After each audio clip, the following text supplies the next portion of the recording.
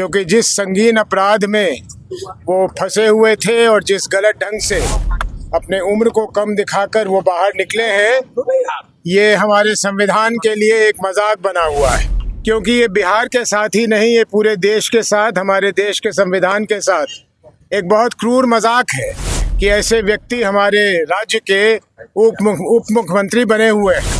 और खास करके आदरणीय प्रधानमंत्री जी जो स्वच्छता की बात करते हैं हमेशा, उन पे तो हमें बहुत भरोसा है कि वो कुछ न कुछ कार्रवाई करेंगे। जैसा आप लोगों को मालूम है, कल प्रेस कॉन्फ्रेंस में हम लोगों ने अन्य बातों के साथ साथ ये भी कहा था कि हम लोग महामहिम राज्यपाल जी से मिलेंगे और एक ज्ञापन सौंपेंगे कि तुरंत ही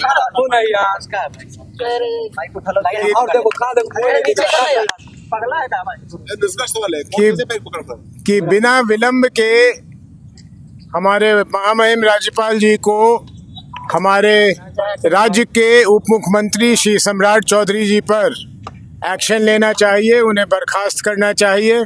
क्योंकि जिस संगीन अपराध में वो फंसे हुए थे और जिस गलत ढंग से अपने उम्र को कम दिखाकर वो बाहर निकले हैं, ये हमारे संविधान के लिए एक मजाक बना हुआ है। और इसी संदर्भ में हम लोगों ने समय मांगा था महामहिम राज्यपाल जी से, समय हमें मिला था।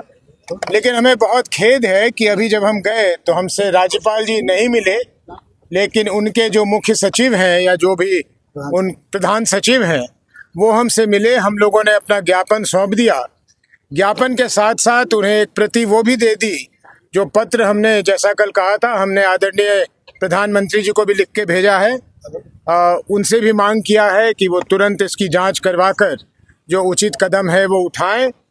और जैसा हम लोगों ने कल कहा था, फिर उसे दोहरा दें कि अगर हमें निराशा प्राप्त होगी प्रधानमंत्री जी के यहाँ से और महामहिम के यहाँ से, तो फिर शीघ्र अतिशीघ्र हम लोग न्यायालय का दरवाज़ा भी खटखटाएंगे। क्योंकि ये बिहार के साथ ही नहीं, ये पूरे देश के साथ, हमारे देश के संविधान के साथ एक बहुत क्रूर मजाक है कि ऐसे व्यक्ति हमारे राज्य के उप मुख्यमंत्री बने हुए हैं। और हैरानी इस बात की है कि शायद अनजाने में हमारे देश के आदरणीय गृह मंत्री जब आते हैं तो उनके साथ सम्राट चौधरी साहब घूमते हुए दिखे जाते हैं, तो ये हम लोगों के लिए बहुत दुखद है। कोई प्रश्न?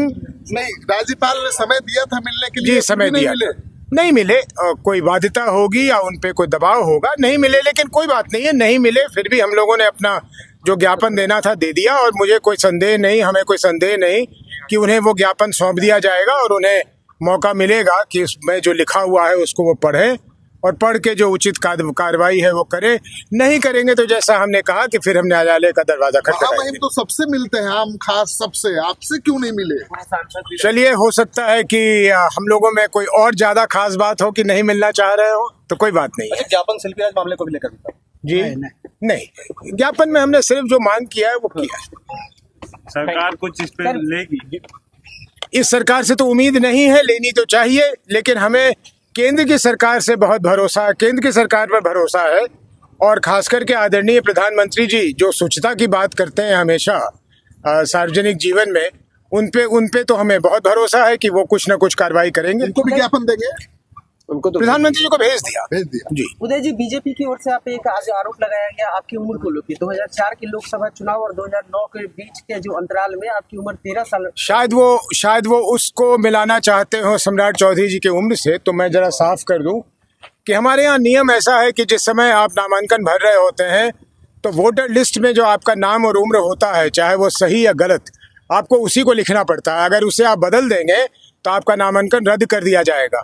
और अब ये ठीक है या गलत, लेकिन नियम ये है या प्रावधान ये है कि उस नामांकन पत्र के साथ आप कुछ संलग्न भी नहीं कर सकते हैं कि भाई मेरी उम्र इतनी है या इतनी है, उसको आप ठीक भी नहीं कर सकते। लेकिन उम्र कोई गलत लिखे, ज़्यादा बढ़ा के लिखे या कम लिखे, उसके पीछे कोई मोटिव होना चाहिए। तो उदय सिंह को 44 या 54 या 64 लिखने में उनके लिए कोई उसमें लाभ और हानि का सवाल नहीं था। मुझे कोई कॉम्पिटिटिव एग्जाम नहीं देना था जिसमें मैं अपना उम्र कम कर दूं तो मैं कॉम्पिटिटिव एग्जाम में बैठ जाऊं, या कहीं मुझे कुछ प्राप्त नहीं करनी थी।